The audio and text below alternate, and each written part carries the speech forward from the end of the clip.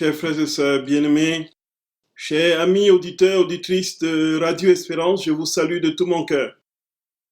Donc nous terminions hier avec la vie d'Adam dans la divine volonté, qui est la plénitude de la vie de Dieu, et où il avait quasiment toutes les prérogatives divines, tous les attributs de Dieu.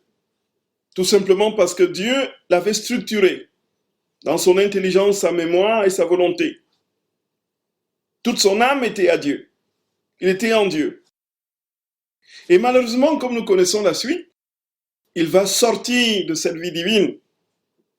Et ceci à partir de l'épreuve que le Seigneur va nous décrire, l'épreuve du fruit défendu que nous avons dans l'Écriture, et qui, justement, était, comme Jésus le dit, tout simplement une manière que Dieu lui donnait de confirmer sa stature de fils et de posséder tous les biens de son Père. C'est le sens de l'épreuve, ce n'était pas pour l'anéantir.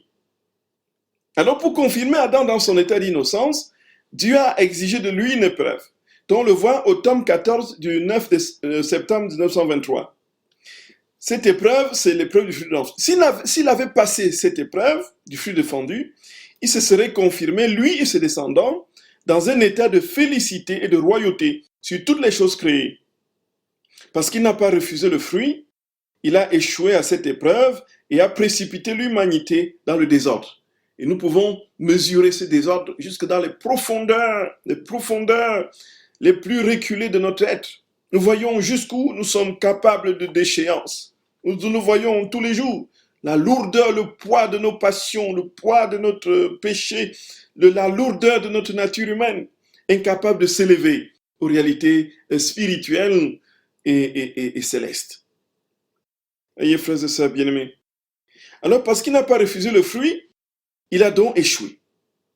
Et en se retirant de la divine volonté, Adam, comme dit Jésus, s'éloigna de son Créateur. Cette distance, la débilité, affaiblie et complètement déréglée, semant ainsi le désordre dans toutes les générations humaines, dont le désordre que nous vivons aujourd'hui dans notre propre chair humaine, c'est le désordre qui résulte de cette désobéissance originelle. Car une fois que le mal est dans la racine, dit Jésus, l'arbre tout entier doit ressentir les effets malins et les humains nocifs de cette racine. Et c'est pour nous l'occasion de comprendre, frères et sœurs bien-aimés, que cette racine du mal est en nous et que nous avons besoin d'un sauveur. Et que si nous ne nous remettons pas à celui seul qui peut déraciner cette racine du mal en nous, nous finissons notre vie. Tout simplement parce que plus personne ne pourra nous sauver. Voilà la vérité. Voilà la vérité.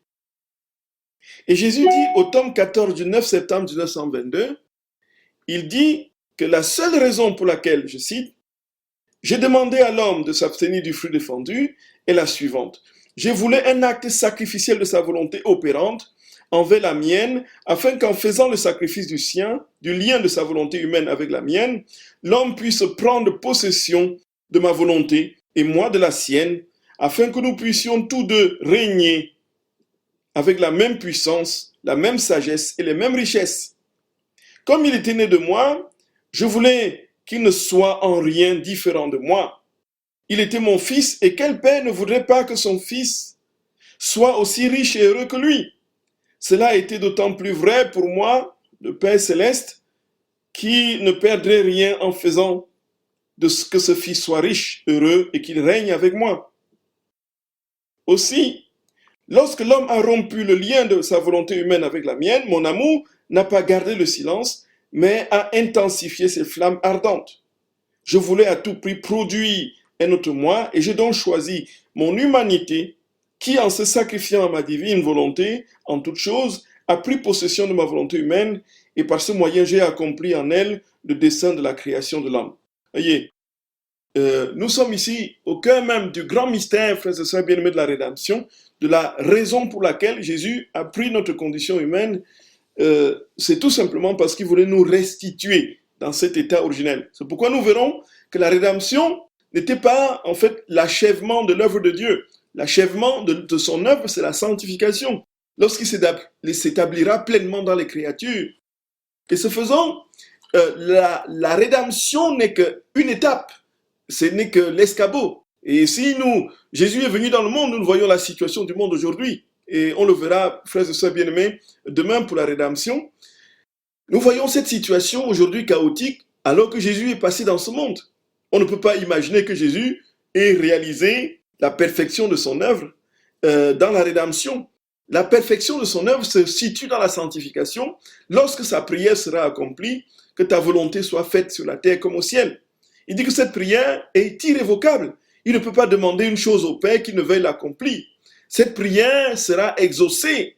Donc ça veut dire que la rédemption prépare ce moment où le Seigneur viendra s'établir dans les créatures et ainsi il sera tout en tous. Et ce faisant, frères et sœurs bien-aimés, le péché originel ne sera qu'un oubli, que du passé, tout simplement parce que nous vivrons de la vie de Dieu complètement transfigurés en lui. Et ça, c'est absolument important, frères et sœurs bien-aimés. Si nous voulons comprendre la vie dans la divine volonté, cela veut dire vivre la vie du ciel sur la terre, vivre déjà ici-bas, les prémices du ciel, avant la vision béatifique, le face-à-face éternel avec le Seigneur. Comme Adam le vivait, frères et sœurs bien-aimés, à l'origine, avant la chute, avant cette épreuve qu'il a échoué.